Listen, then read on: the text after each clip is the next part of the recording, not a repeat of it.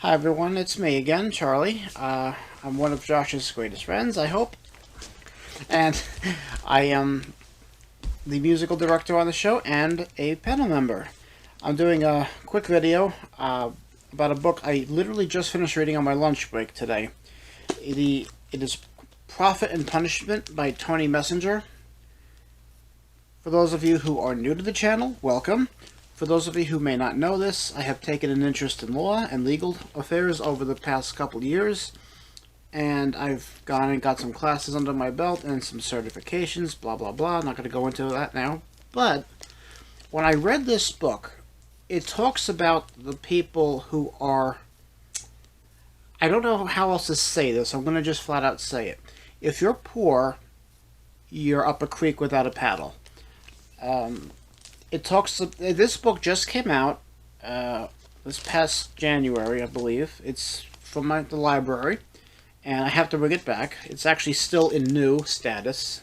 If you can see that there. I work in the library system, so I know a little bit of details, but I have to talk about this book because, like I said, I just finished it, and it's Profit and Punishment: How America Criminalizes the Poor in the Name of Justice.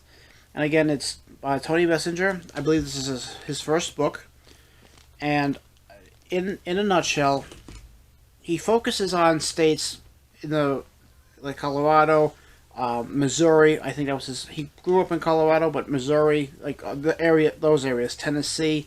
And I do have some facts. It gives you some facts, and it talks about no matter what side you are on, it should be an eye-opener. And I'm not making this up. I'm actually going to read it to you here by the numbers. I'm just going to read a couple of these. 34 million number of Americans are living in poverty, which is... it's going to get worse. 80% estimate of people... a number of people in court systems who qualify for a public defender. A public defender, for those of you who don't know this, is supposed to represent you if you are indignant. And there is something here which this made me furious. This infuriated me. $15,900.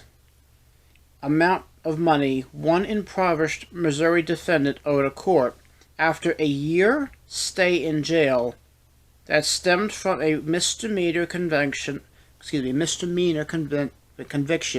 for shoplifting an $8 tube of mascara. And I'm quoting that from the book.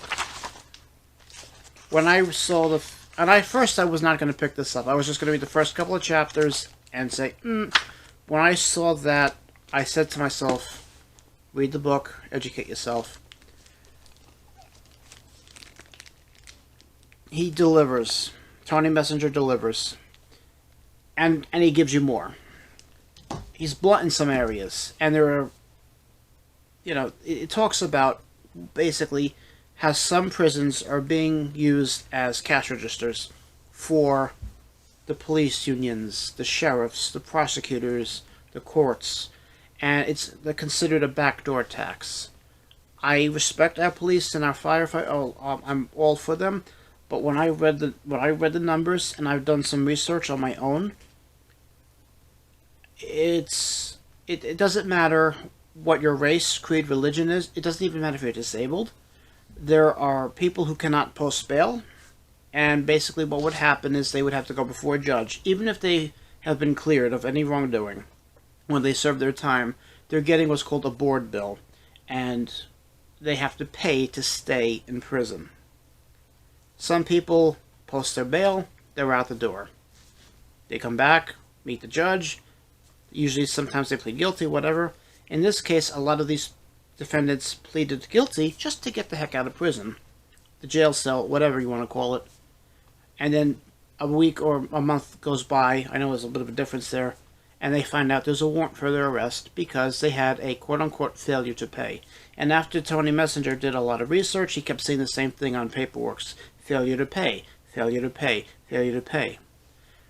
Some of the collection tactics are just...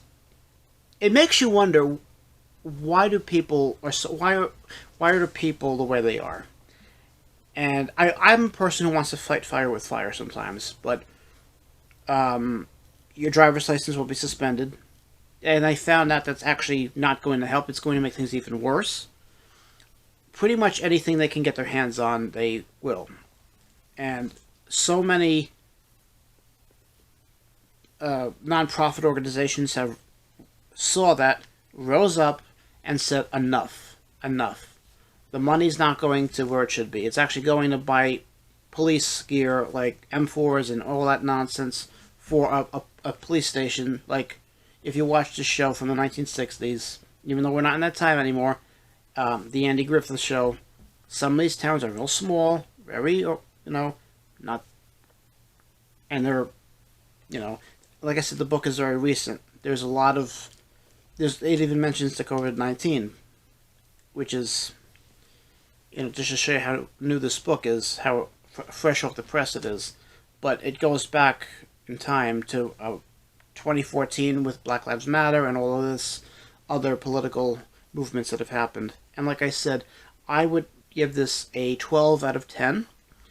I would recommend someone read this, especially if you are like me, you have an interest in law and legal studies, and educate yourselves. That's the best thing I can, at least, if you get anything out of this, is to educate yourself. Because if you find yourself in that kind of predicament, at least you'll have some kind of knowledge. And we always have been taught since we're children, knowledge is power. Other than that, like I said, this book it's very thought-provoking, and it made me angry when I read it. So but I'm giving it a 12 out of 10 anyway, because it opened my eyes, and hopefully others too. So with that, I'm signing off, and as Josh would say, for now, keep reading. As I would always say, I'm hungry, I want some cake.